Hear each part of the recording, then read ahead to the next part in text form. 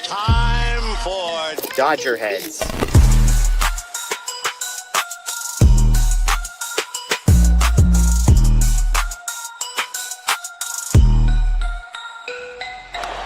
high fly ball into right field.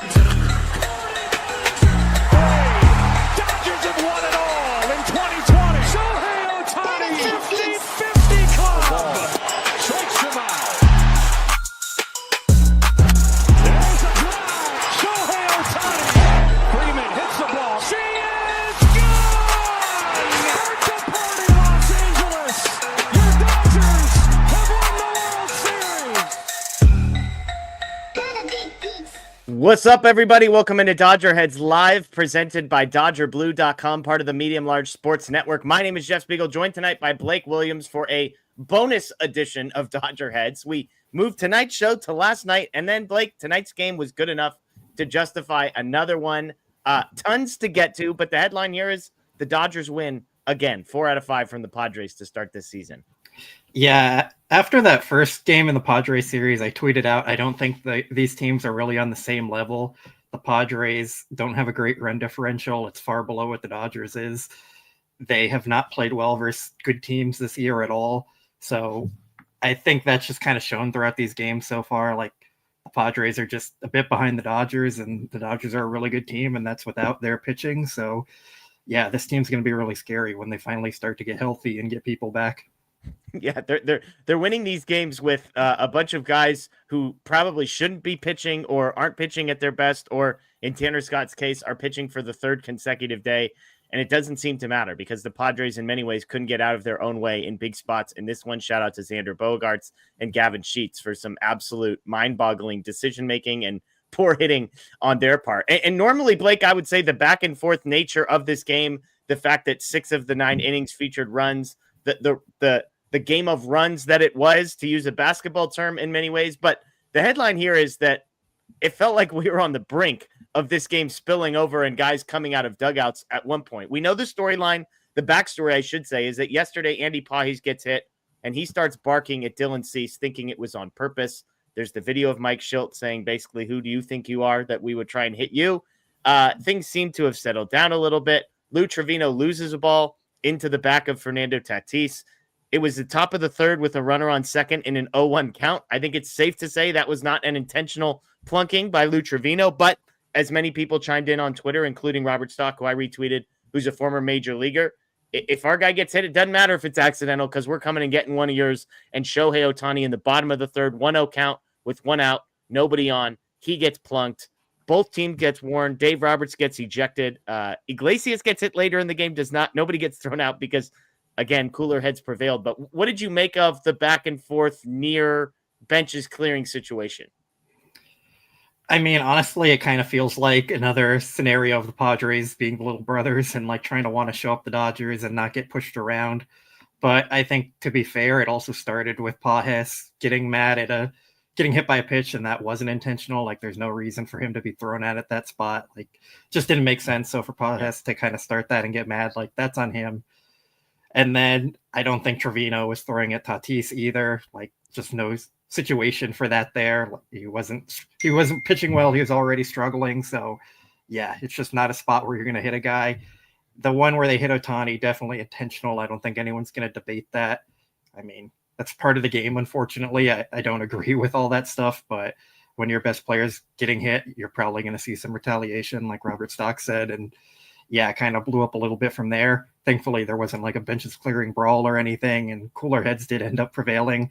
I don't even think Ohtani cared that much. Like, he was at first base laughing with Arias. He just moved on from it. So yeah, I mean, the most shocking part of it was Dave Roberts getting tossed.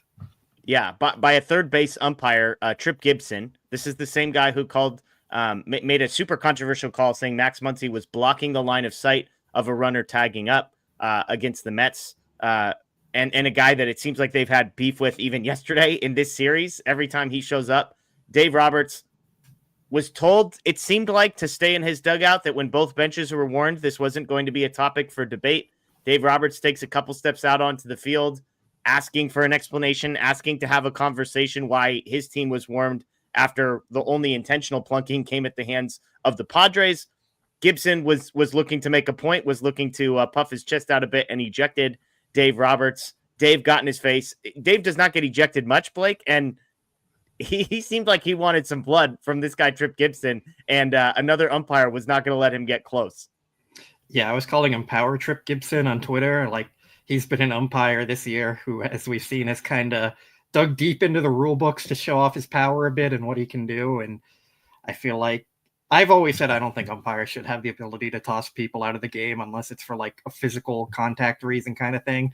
If someone's just going out there and arguing and yelling a bit, like, just get over it. No one cares. The fans aren't going there to see you throw someone out of the game. And I know it's better that it was a manager instead of a player, but still, like, come on. Especially when he just takes 2 steps onto the field and you're tossing him out. Like, he has the right to go out there and talk about it and see what's going on. We don't even know if he was going out there to argue to begin with and not just getting an explanation or something. So for him to get tossed that quickly, just ridiculous. Trip Gibson probably needs a power check from MLB. But yeah, it was just kind of a clown show all around.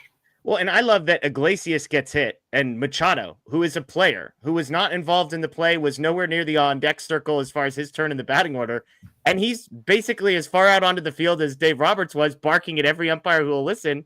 And on one hand, this is as close as I'll come to defending Manny Machado. I understand why he might have been frustrated to say, if you're going to warn everybody and then they hit our guy, what are we doing? Now, the umpire eventually explained to him, they saw on camera saying, look, nobody's hitting Iglesias on purpose in that spot with that pitch, etc. But I just found it comical that Machado is allowed to walk wherever he wants to and yell at whoever he wants to yell to. And nobody says anything to him. Roberts, the manager, the one guy who's like technically allowed probably in that spot to come onto the field and ask for an explanation, gets ejected. But bizarre stuff. And I'll be honest, the tipping point for me, Blake, came with when Kopech came into the game. Because I tweeted, I said, Kopech coming into a game that feels like it's a brawl waiting to happen when he's throwing 100 miles an hour and has no clue where it's going. At the time, by the way, a 5-run game. So I'm like, if this stays a 5-run game, this feels like it might explode. He had no clue where it was going. Fortunately for the Padres, it was 10 feet over Will Smith's head or in the dirt most of the time. But did you think when Kopech came in that we were on the verge of some benches clearing? Not necessarily. The Dodgers aren't really in a position with their bullpen to be throwing at guys and getting ejected. Like, now, if Joe Kelly was on the roster, I think that's probably a different conversation. But yeah, I don't think Kopech is that kind of player necessarily. And they already had to use Tanner Scott for 3 nights in a row. If Kopech got thrown out, they would have had to use another reliever 3 nights in a row. It just, the logistics of it kind of didn't make sense. But, you know, moving forward, they're going to see each other again. Yeah. And to be clear, I don't think Kopech was going to hit anybody on purpose. I just don't think he had enough clue where his pitches were going that a 99-mile-an-hour fastball wasn't going to leak inside a little bit and freak some people out. But again, the Dodgers end up getting out of this with an 8-6 win, and there were no more fireworks, to your point, ... yet. No more fireworks yet in this game. As far as the on-the-field stuff, the Dodgers do win 8-6. Let's get to some super chats, and then we'll break down this game. Bacon Tree, Page's all-star. Mookie looks feeble again. Bullpen are dogs but gassed. Will, best catcher in baseball. Padres bullpen cooked. Shohei, tough night. Emmett needs to go deep tomorrow. Take your pick here, Blake. What topic do you want to touch on of the 7 or 8 that Bacon Tree throws at us? There's a lot here. The one that's standing out to me is Will Smith, best catcher in baseball, because I don't know if anyone saw, but the Rockies declared Hunter Goodman the best catcher in baseball yesterday. So, yeah, might be a debate there. I know the Rockies are trying to hype up their players, but they aren't even close to each other statistically this year. So, yeah, I'll have to agree with the Will Smith one. And I'm sure we're going to get to Andy Pages a bit here. I think there's another super chat about him, but he's really surprised me and proven me wrong this year. Like, he is a legit all-star caliber. Yeah. Like, looks like a budding star, actually.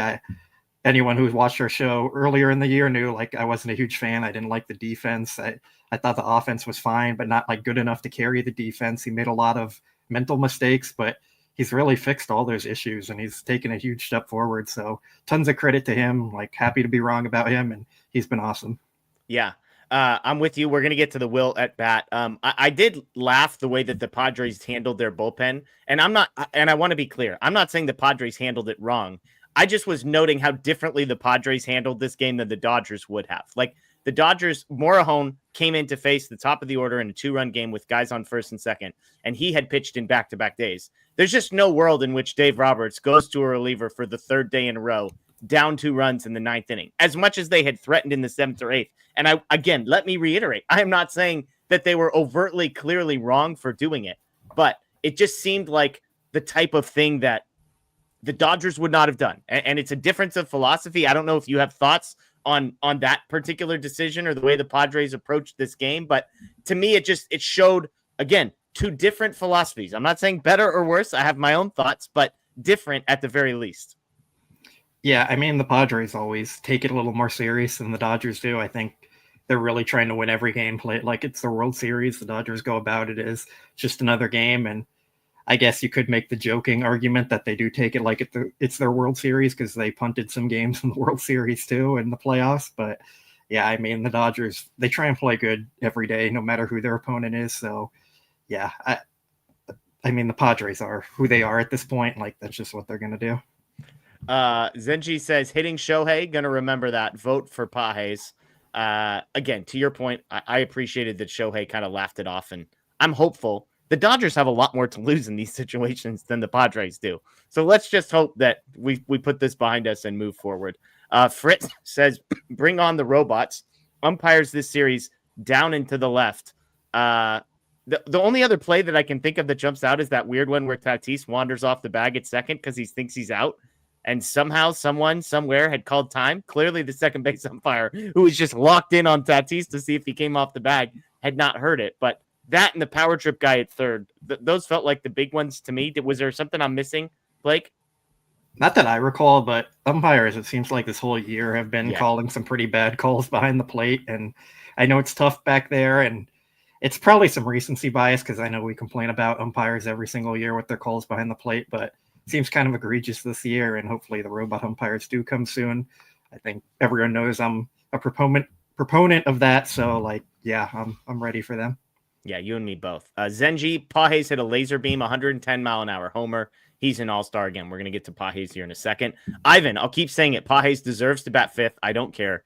Annoyed they kept saying it was his first multi-home run game. What about Game 5 NLCS last year? This was a debate we had the other night. I think Ivan might have brought it up. Has Pajes earned the right, in your estimation, to jump Teoscar Hernandez in the lineup, Blake? I mean, I personally don't think the lineup construction matters all that much. Like, you're essentially talking about a difference of 20 at-bats in the year between them when they're doing that. So, yeah, I mean, sure, he deserves to be hitting in the top of the lineup. I'll say that.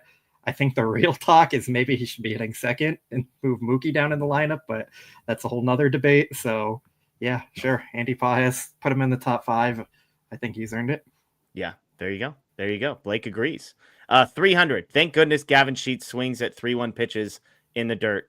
I tweeted Blake that the Gavin Sheets decision here, 3-1 count, Michael Kopech on the mound. Bases are loaded. He had just walked Machado to load the bases after throwing a pitch 10 feet over Will Smith's head. At the time, it was 8-5 with the bases loaded. He was in a 3-1 count, and he swung at a fastball, not a curveball, not a slider, not a sinker, not a splitter, not anything that's moving downward at a surprising trajectory. A fastball, and he swung at a pitch in the dirt. I can't remember, Blake, a dumber swing decision than Gavin Sheets swinging at that pitch. It was a guarantee. I mean, he couldn't find the strike zone to save his life. And this guy sent him a life raft. He ends up popping out on the next one. And if not for a balk, Kopech might have gotten out of this inning. Am I crazy for thinking that's one of the dumbest swings I've ever seen? Yeah, probably. It seemed like a situation where he was guessing that they're going to like try and groove him a fastball right down the middle. But yeah, professional hitters shouldn't be guessing that much. Like, I know there's a little bit of guessing always going on, but swinging a pitch in the dirt, just, yeah, terrible at bat. Probably one of the worst swings you'll see in a while. Yeah, I couldn't. I mean, again, and this is on the heels of Machado swinging 3-0 with the bases loaded. And I got into it with Padres fans last time. And I understand the argument for that one. At least he's your best hitter, yada, yada, yada. It doesn't work out. This one is like, what are they going to say? It's Gavin Sheets. Like, it again, probably one of their better hitters. But holy smokes, I couldn't believe that pitch and the swing decision there. But we appreciate it, Gavin Sheets. Thank you for your service. Real quick here, I just want to bring this one up. Why is someone talking about LeBron in the comments? Like, you know, this is a baseball show, right? Yeah. I think half of us don't even like the Lakers. So, yeah, easy, Blake, easy. I mean, we know Boston Blake is in here, but it's, you know, I'm just saying it's very interesting and weird to come into a baseball show talking about LeBron and his championship record. Hey, you know what? To all 1,763 people that are in here on Facebook, on YouTube, and Twitter, we appreciate you. Even the guy who's screaming F Conforto in the chat. Well, this guy, he might get blocked. All right. Let's talk about the game specifically. Again, the Dodgers take down the Padres. The final score is 8-6. It was back and forth. 1-0 Dodgers, 2-1 Padres, 3-2 Dodgers, 3-3. A scoreless fifth, 5 runs for the Dodgers in the sixth, makes it 8-3. Padres climb back to 8-6 in the seventh, and then have a scoreless eighth and ninth, although it was not without drama in both the seventh and the eighth on this one. Caro said it as they were signing off, that this has to be one of the most exciting games in recent memory because of the drama, because of the guys getting hit, because of how many times it felt like the Padres were on the verge of cashing runs in, bases loaded, double plays, first and second double plays, whatever it might be. This game had excitement. I'm not saying it was a well-played baseball game by any stretch, but it was exciting to say the least. Yeah, I think that's fair. I mean, I think a lot of people know my thoughts on regular season games. I'm kind of indifferent about most of them, but yeah, this was definitely one of the better games. A lot of intrigue and back and forth in it, and you had the bit of emotion there. Andy Pajes had the great game. Will Smith with the great game. So yeah, I mean, definitely a fun one. Yeah, let's talk about some of the iconic kind of moments, if you will.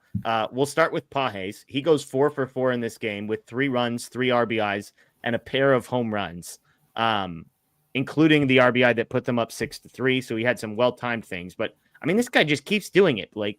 I've talked about how there's a difference between he's the guy that we've seen over the last month who, if you go back to, the beginning of May, he's one of, the best players in all of Major League Baseball. I think he's, behind Aaron Judge, and that's it, basically. I don't think, I'll speak for me. I don't think he's that guy.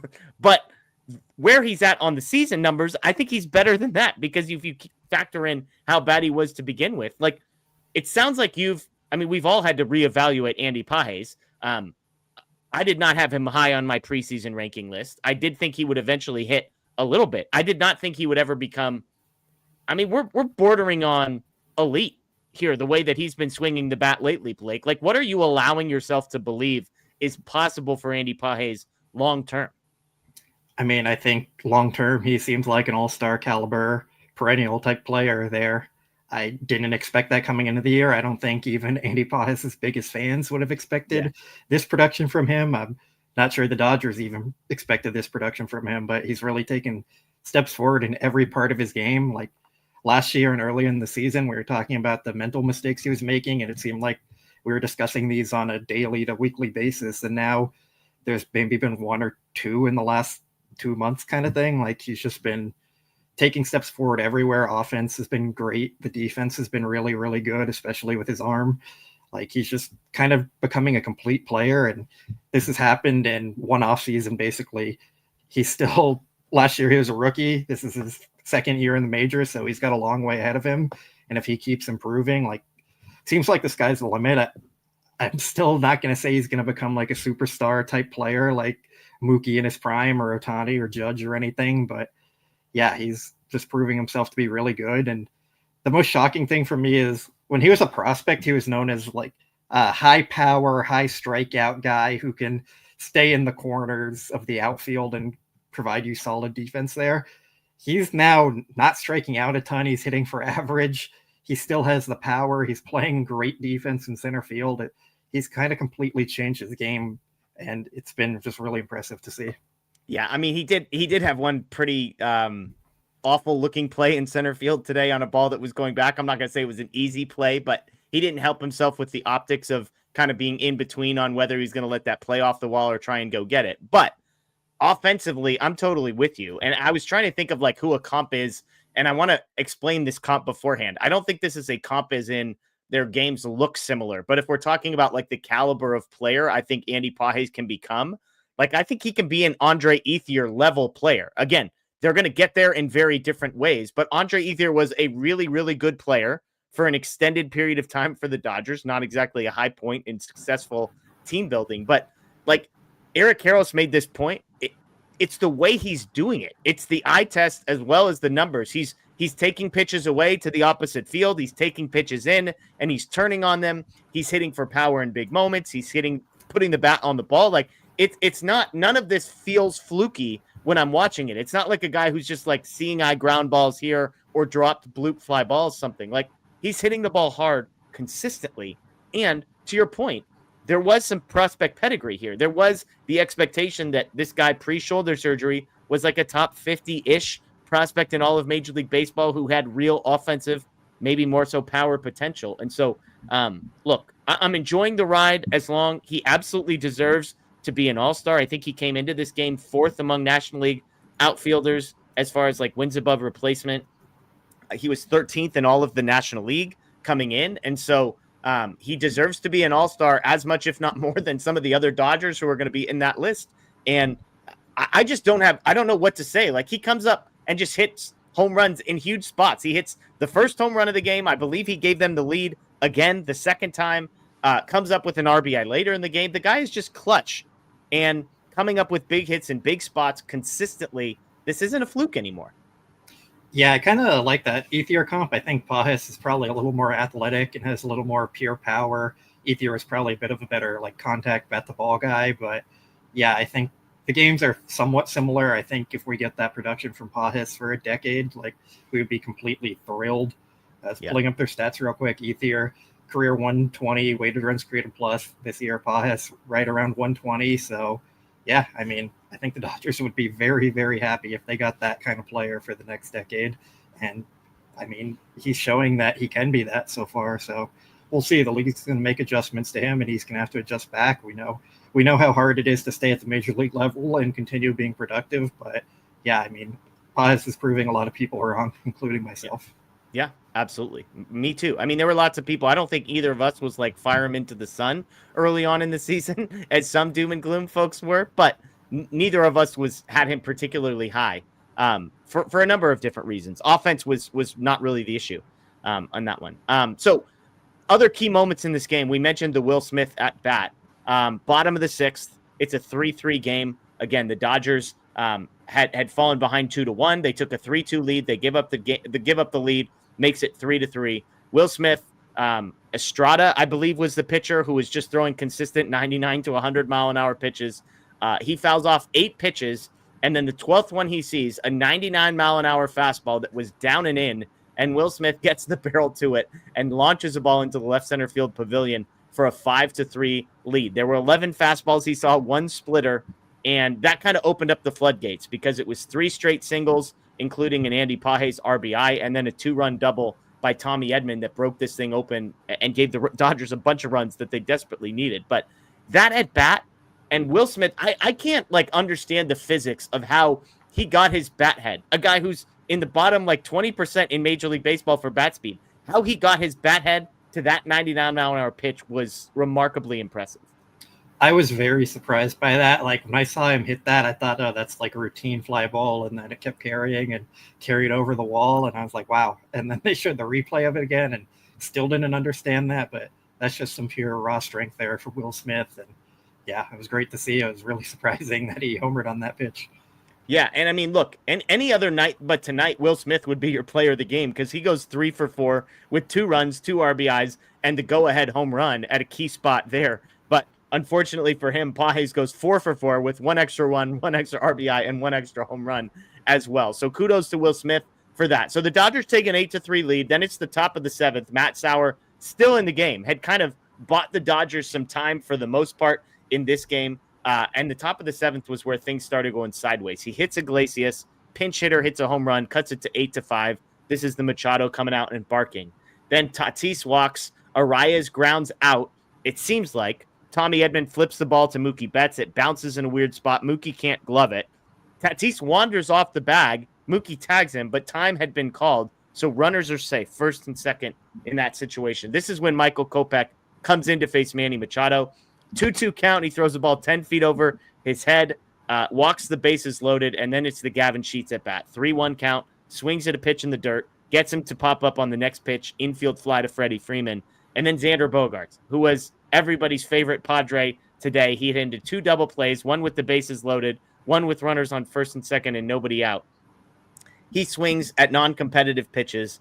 Then Kopech gives them a run because on a 1-2 count, he balks as he trips off the mound to make it 8-6, but then gets Bogaerts to ground out. So that felt like the biggest moment of the game. And the balk thrown in, Blake, just felt like the cherry on top for what was a bonkers game to begin with.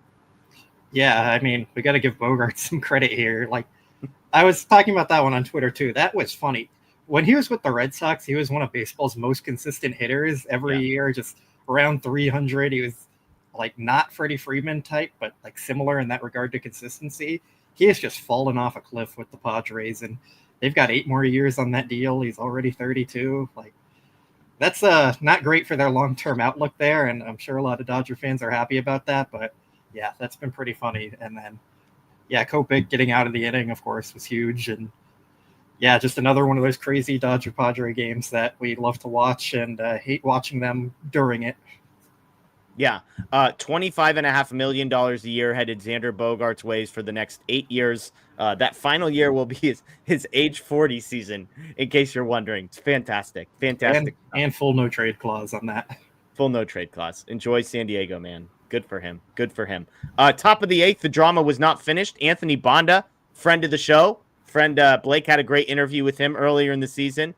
He comes in, gets no help from his defense. Kike tries to make a sliding catch, ball pops out of his glove. Teoscar Hernandez, not exactly hustling in right field to get to a blooper to the next guy. That puts first and third with 1 out. Johnson steals second, so now we've got second and third with just 1 out, but Elias Diaz strikes out, Tatis intentional walk, and then Luis Arias pops up to Kike Hernandez down the left field side.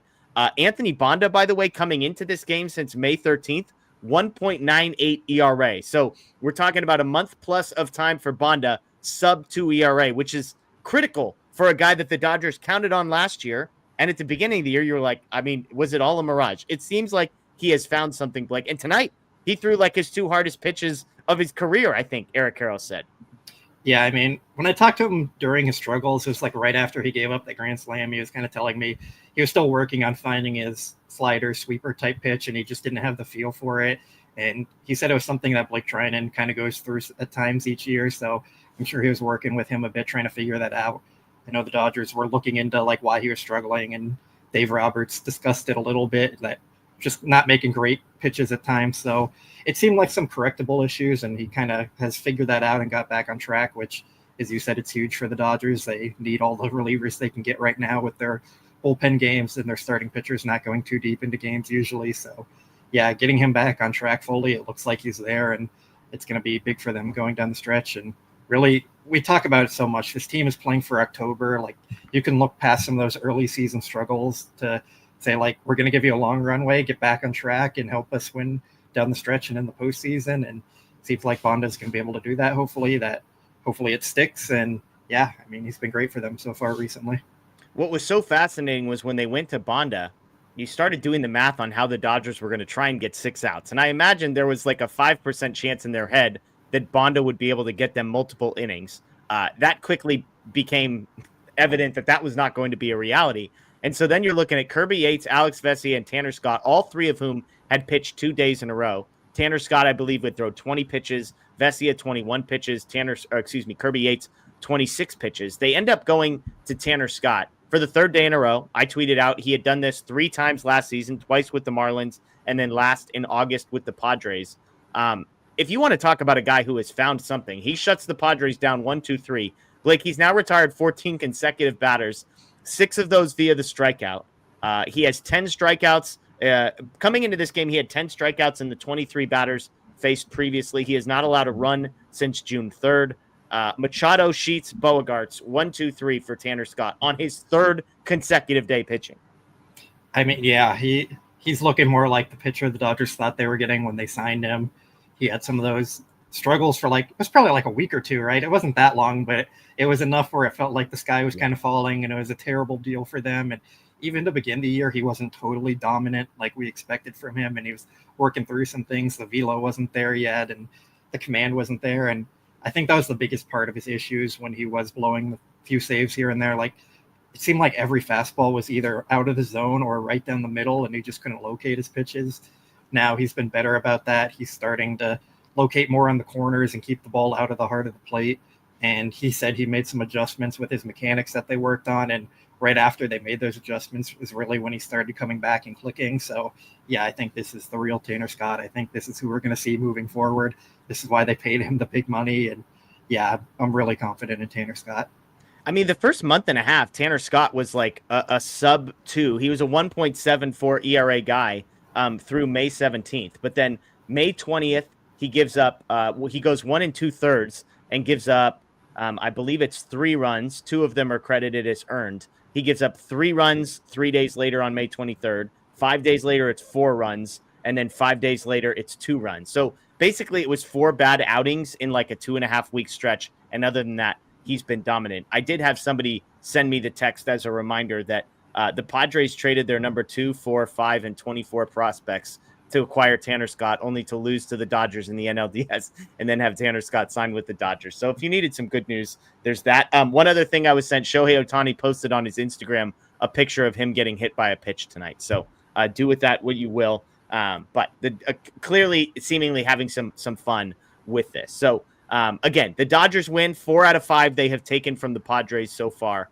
And an incredible game all the way around. Shout out to the 2,000 people in here, by the way, on Facebook, YouTube, and Twitter. We appreciate you. Again, this is DodgerHeads presented by DodgerBlue.com. If you're new, please subscribe, ring the notification bell. We are in here Tuesdays, Thursdays, and Sundays. And on nights like last night when Shohei Ohtani pitches, we'll add in the occasional other night as well. We've got interviews. We interviewed the broadcaster for Oklahoma City, the AAA team, to talk about Emmett Sheehan, who we're going to get into here in just a second as well. So tons of great content on this channel. If you're new, please subscribe as we march towards 100,000 subscribers and followers. Blake, before we move on to kind of the plans for tomorrow and where the pitching staff is at, tonight's going to be a little bit of a shorter show. Anything else from this game that we're missing? Ohtani goes 0 for 4. Betts goes 0 for 4. Actually, sorry, I know I asked you that. I remembered we had a couple super chats. Ivan says, let's have the debate. He wants to swap Andy Pages and Mookie Betts. You have been critical, I would say, of Mookie Betts so far this season. I want to push back on critical. I want to say I think he's not the superstar elite hitter anymore, but that he is still very, very good. I just don't think we're seeing like MVP type caliber Mookie anymore. Fair. So with that said, is it time to start talking about moving Pages and swapping him with Mookie Betts? If Mookie Betts is not the elite hitter anymore, should he be batting further down the order? I mean, probably, but I also don't think it's a move they're going to make. I think Dave is going to kind of stick with the lineup and what's been working. The offense has been really good all year. There's probably not any real point in changing things. Like I've said before, I think lineup construction is kind of an overrated thing that people worry about too much, but doesn't generally have a huge effect on the game. And like Mookie's still a good hitter. I don't think he's that elite MVP type hitter anymore. So it's fine. I mean, if you want to put Pages there, I'm not going to complain or anything, but also he's been really good where he is. So do you want to risk moving things around and add more pressure to him? Maybe that affects him, or he sees different pitches and maybe that affects him. So I think there's kind of a risk reward with everything there. And so you could make the case, you could make it against it. I don't know. I don't think it matters all that much, to be honest. Yeah, we talked last night about whether Shohei Ohtani should be leading off games at home when he is pitching, because he basically comes right off the mound and has to go hit. And Anthony asked the question, which I think is a totally fair question. And the last thing he said before presenting it to me and Daniel was, I know Shohei wants to hit first, ... And I'm like, that's it. That's enough for me. And it's the same with Mookie Betts. Like, there's what might be the optimal run scoring lineup, and it might be marginally better if a guy like Pages was moved up. Although I would point out Mookie Betts is getting on base more than Andy Pages. Andy Pages has more pop in his bat. And if you want to go shorter sample size, I'm sure Pages has probably been better for sure over the last couple of months. But my point is, you don't rock the boat with a guy like Mookie Betts just to marginally upgrade the lineup construction, when, to the point you made earlier, there might be a case that having Pages hitting behind Freddie Freeman and Will Smith and Teoscar Hernandez might actually be the optimum lineup construction as well. So there's a couple different ways to have this, but if we're talking about who's a better hitter right now, I don't know if you could argue against Andy Pages being the better hitter tomorrow than Mookie Betts is. Yeah, how about Will Smith in the 2 spot there? Hey, look, You I've put it that I've way? I've advocated for it because of the on base percentage and just having guys that get on base. I mean, the caveat here is, I mean, he's the cleanup hitter, Blake. He's the janitor. They don't call him the janitor to hit I mean, second. They call him the janitor to hit Otis can cleanup. clean up a bit. No, Yeah, I more opportunities. I need that guy up there with 2 outs. Freddie Freeman, Mookie Betts, Shohei Ohtani, somebody on in front of him. Just let the man clean up. Hawaiian Kira asking the question that everybody is asking: is Kim hurt? Is there a game limit and a bat limit? Right-handed pitcher only games. Well, that last one doesn't really help because there was a righty on the mountain tonight and he did not start. Everybody knows where I stand on Michael Conforto. I am the one person besides his immediate family who still believes there might be something to him turning around at some point. And yet, I have made abundantly clear on this show, I am not defending the decision to start Michael Conforto over Ha-Seong Kim. It makes no sense to me. I do not get it, Blake. Do you have any insight into what the heck the Dodgers are doing here? yeah, we've talked about it a lot. This team is a team that's very much focused on October. They had faith in him, and they're giving him the chance to figure it out before October. If he can't, he's not going to be playing in October. And if he does, then you just get another great player. It's not hurting their team that much right now. They're in first place by, I think, 3 or 3.5 games now. So, if this team was in second place and struggling, or third place and the sky was falling, then yeah, you probably make that change. But right now, it just doesn't matter. I know a lot of the underlying bat path stuff and swing metrics are very similar to where it's been in his career, where he's been an above average and probably more of a good hitter. So yeah, I mean, they're just going to keep running him out there until they absolutely can, or closer to the trade deadline maybe, and then reassess things. But yeah, it's just not really hurting the team enough for it to matter at this point. Yeah, Justin saying, are the Dodgers playing Conforto so much, hoping he breaks out of being the worst player in Major League Baseball? A lineup with Ha-Seong Kim is 10 times better, or do they trade for one? To your point, I was joking with people today. One of the metrics that Savant, StatCast, whatever you want to call it, that they measure is expected batting average, which is based on exit velocity, where a ball's hit, etc. And then they have a metric where they say, who are the luckiest and unluckiest players in Major League Baseball? Who are the players that are most outperforming what their expected batting average should be or underperforming? Michael Conforto is the second most unlucky player in Major League Baseball when it comes to the gap between his actual batting average and expected batting average. And so I am not arguing that Conforto is going to be some amazing guy. I'm just telling you that there are some reasons. It's not just vibes with me. It's not just I'm going to die on the hill of Conforto because I thought he was going to be decent. There are actual real reasons. Now, sometimes the metrics say it's going to happen, and it never happens. And maybe that's where we're at with Michael Conforto. But I imagine, to the point that you just made, these are the things that the Dodgers are telling themselves. Let's let this guy, maybe if he hits out of it, maybe if he becomes the guy we thought we were signing, who has real power and the ability to walk and reach base. I mean, even as bad as he's been, he has a higher on-base percentage than 3 or 4 of the guys that are in the starting lineup every day, despite hitting 160. So that's the argument for him. And yet, I want to make abundantly clear before I get killed in the chat, if you were asking me who should be in the starting lineup every single day, it would be Ha-Seong Kim and not Michael Conforto. Yeah, I mean, if you want the best lineup on the field, Conforto is not going to be one of those guys, but Dave Roberts has said it, he has a longer track record he has a longer leash because he has a very long track record of being a good hitter. This is a guy they made an investment into the offseason, and they're going to let it play out until they absolutely can't anymore. If you were telling me the Dodgers are doing this when they're in third place, fighting for the division, and things are going terribly wrong, then yes, I 100% agree he could not be playing, and it would be a huge mistake on their part. But this is a team that is somewhat comfortably in first place right now. Even without all the other players they have, they're still playing very well. Conforto has been about league average due to his on-base percentage and walking. That's definitely carried him. I'm not saying he's been hitting well or anything, but it doesn't really matter at this point. This is a team completely focused on October and winning another World Series. And if they think there's a chance Conforto can help them in 2 months, they're going to keep sticking with that until there's just no point in doing it anymore. And yeah, I mean, they might make a trade at the trade deadline. We have another month and a half until that point, but I mean, there's no real upside. You're going to replace him and you might win one extra game in the time frame. He's not hurting the team or helping the team that much. A replacement wouldn't completely boost the team into going on a 10-game winning streak or something. It's kind of irrelevant to keep complaining and talking about it when this is what they're doing. This is how they feel about it, and they're hoping he can get back on track.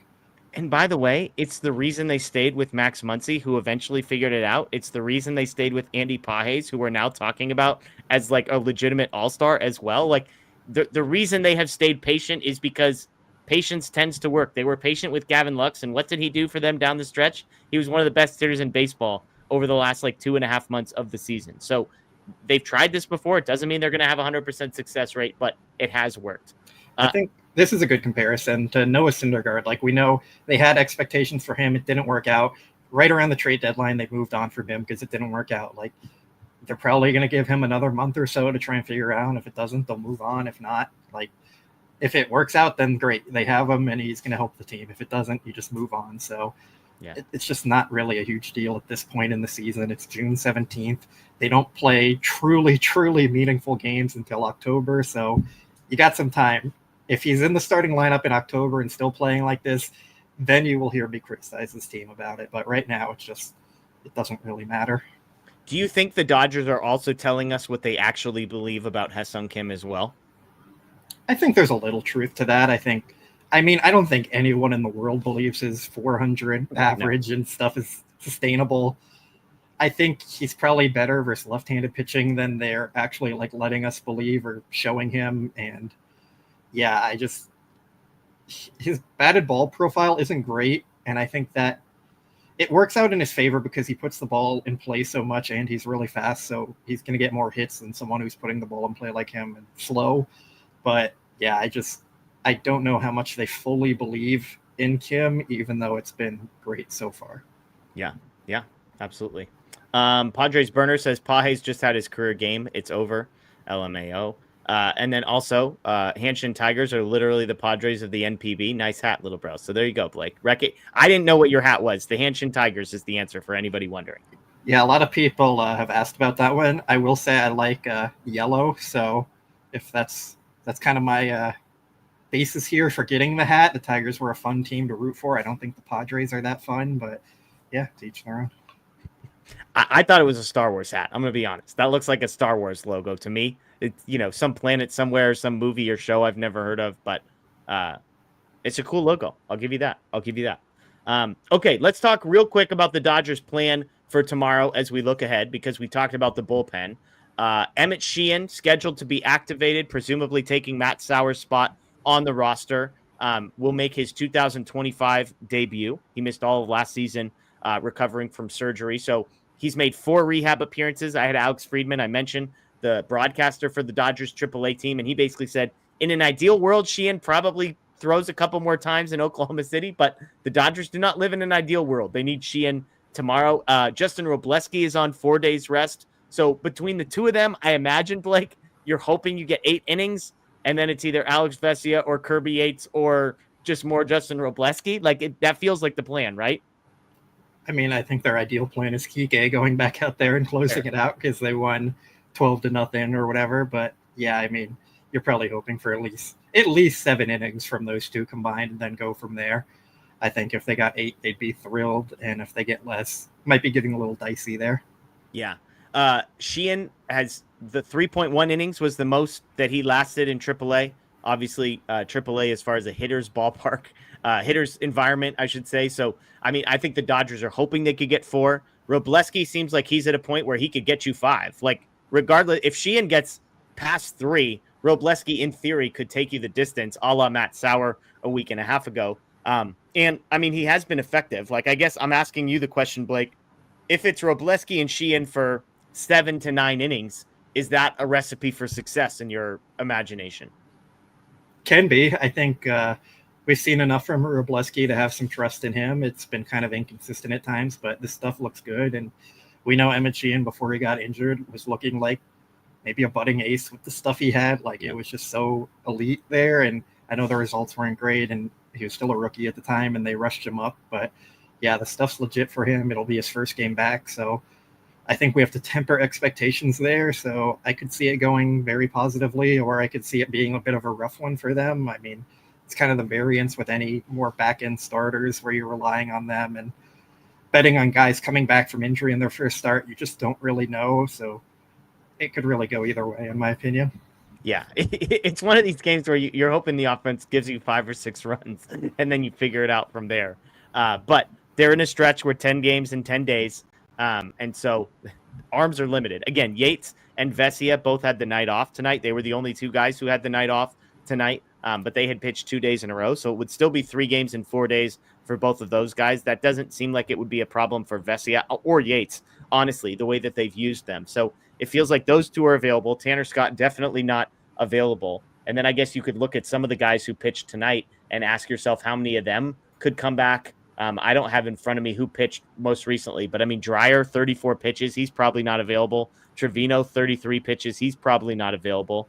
Bonda throws 21 pitches. And so, and then Kopech gave you 19. So Kopech, yeah, I mean, this was 2 days in a row for Kopech. So it'd be 3 days in a row if he pitches tomorrow. And then do you know what Banda is at? Was this 2 days in a row for Banda as well? I think he pitched one batter like a day ago or something, and then came back today. He threw yesterday. He had 21 pitches yesterday, actually. So Banda and Kopech are both cooked.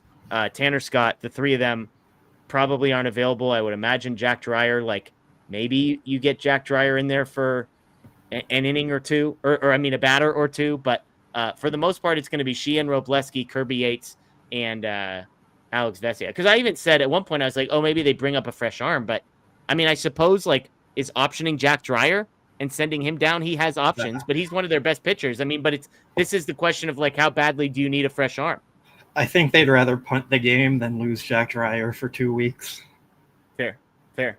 But those seem like your options. So I'm with you. There's nobody else that screams being able to be optioned, because the other guy would be somebody like Robleski, and they're going to need him tomorrow for a lot of innings. So that's the plan for tomorrow. Super chat here from Justin. Then we'll get to maybe 5 or 6 minutes worth of questions. So if you've got questions, start throwing those in the chat. But Justin says, I know I've said this for 2 years now, but if the Twins are sellers, then go get Byron Buxton. Left field is Teo, center is Buxton, right is Pages. That would be solid with strong arms. I mean, Teo is still a liability on all fronts, but at least the center and corner options there would be pretty good. I know Buxton has been good at times. He's been in the league. I believe this is like his 11th season. He came up in 2015. But this year, he's had good seasons. He's a 134 weighted runs created plus guy this year, 142 last year. Basically, aside from a really bad half a year in 2023, he's been good of late. So if he is available, Blake, contract that runs through 2028, making about $14.5 million. So this would not be cheap, even for a guy who's, in his age 31 season. Would you pay up for a guy like Byron Buxton without a real solution in center field long-term necessarily in the organization? I mean, I really like the player, but he is not someone who has stayed on the field much. He has seemingly been injured in every single year for significant stretches of time. So yeah, he's hit 140 games once, and that was in 2017. Last year was his first year since then, reaching 102 games. And every other year it's been like 85, 92, 61, 87, 28. Love the player, point, he's been in the league for 11 years. Twice he's played more than 100 games. Twice. And one of those 2 years, he played 102. So it's barely. Now, even the COVID year, he played 39 out of 60. So it's not like he was on pace for 162 that year as well. So your point is well taken. Yeah, so just the player, I like him, and I know the Dodgers kind of they don't care about the injury stuff as much if they think the player can just be healthy for October. But yeah, I don't know, 15 million, adding another player like that who's getting older and slower. I think he's 31, 32 now. So yeah, I don't really see that being an option for them. Yeah, 31 and a half, turns 32 in December. So if you count half birthdays, tomorrow's his half birthday. Happy half birthday to Byron Buxton tomorrow. Look at that. Look at us celebrating people. I don't even see, Ederico has one question complimenting my takes at the beginning of the season. Thank you, Ederico. I appreciate that. But I don't see any other questions. So I have one food question for you, Blake, and we'll go out on this note. I have a new type of pizza that's at the top of my rankings. and I would like to get your perspective on this. I think Detroit-style pizza is now my favorite style of pizza. Your thoughts? What's Detroit style? It's like thick crust, but it has like cheese down the sides. I don't know how to describe it. You'll have to Google it. It's fantastic. You should try it. That's my advice to you. Where do you even get that? You just Google it. There's lots of places that serve it. Yeah, I I will, forget. Are you a deep dish person? I don't think I've ever had true deep dish, so like it's hard to say. I like thin crust pizza more. Yeah, I mean, You like thin crust more. Then you might not like deep dish. You might not like Detroit style pizza. Then I mean, I don't like really really thin. I guess like normal crust kind of thing. Like I don't know. I don't even know how to describe it. Okay. It's fair. I see this person who's hating on my Gavin Lux. Wolfmask Jack says, I'm still baffled Jeff saying Lux was one of the best hitters at the end of the year. He had 2 good weeks like every player in the league. The second half of last year, he was a 152 weighted runs created plus guy. So he either had the greatest 2 weeks of all time and then sucked, or maybe, just maybe, over the course of 61 games, he was 52% better than league average. So, hey, whichever one. Hawaiian Kira says, have you had the artisan pizza at Pizza Planet, Blake? I don't think so. I've had their pepperoni one, but that's about it. It's kind of surprisingly good. Like, I think Disneyland has some pretty good food overall and reasonably priced. You're going to make people mad when I ask you this question, but who is better, Jackson Merrill or Andy Pages? Off the top of my head, I want to say Merrill, but let me pull up his stats this year because I don't actually know. I know Merrill has more like hype. I think Merrill came in with the pedigree of, one of the best prospects, guy who's going to be a future superstar, has been really good at times. So he's been really good this year. I mean, I'm going to lead Merrill just for the track record a little bit more, but probably pretty close. Okay. Dale wants to know, is Knack getting called up when eligible? I think he has 5 or 6 more days. Yeah, Knack was optioned on the 6th, and he would need to stay in the minors for 15 days after that. So that would make it the 21st, or I guess 22nd he's eligible. So, yeah, I mean, sometime around June 22nd, he could come back up. Yeah. Okay. NS, when I was talking to Detroit, said, what the pizza where the toppings are inside? Sometimes there's sauce on top. There's lots of different ways. I had a very bizarre.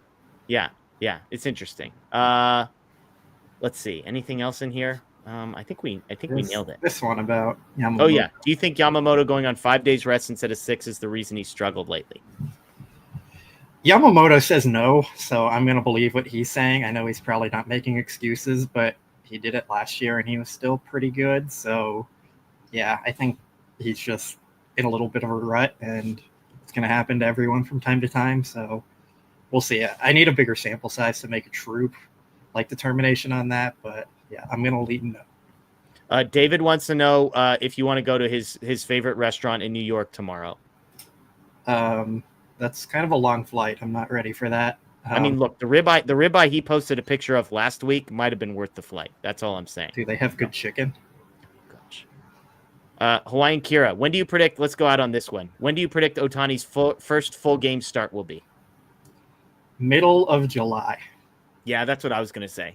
Basically, if you figure you're adding an inning every time he pitches, and he's going to be pitching every 6 or 7 days, you're talking 5 weeks from now. So I think that's sounds about right.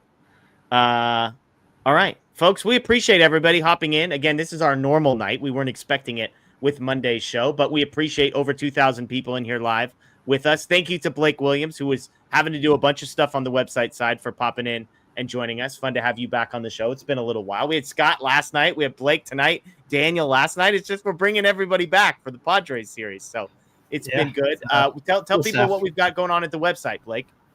All the same stuff as normal. We got game coverage every single day and all the latest news. And then over on our YouTube channel, we got all the interviews we get and everything.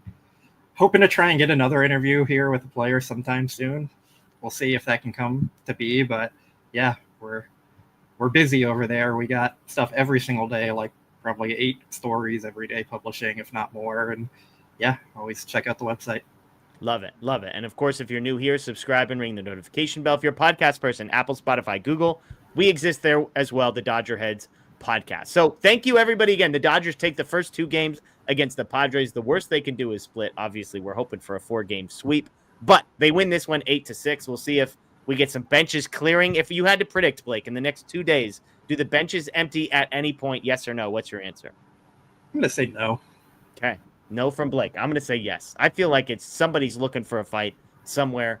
I don't think it's going to necessarily be on purpose unless the Padres decide to hit somebody tomorrow. But I can't imagine Sheehan or Robleski being the guy that starts a fight. But who knows? Maybe on accident. So stay tuned for that. Wednesday and Thursday, Bruce and I will be here live on Thursday night following the series finale. So make sure to plan to join us for that. That is Blake. I am Jeff, folks. Enjoy the rest of your night.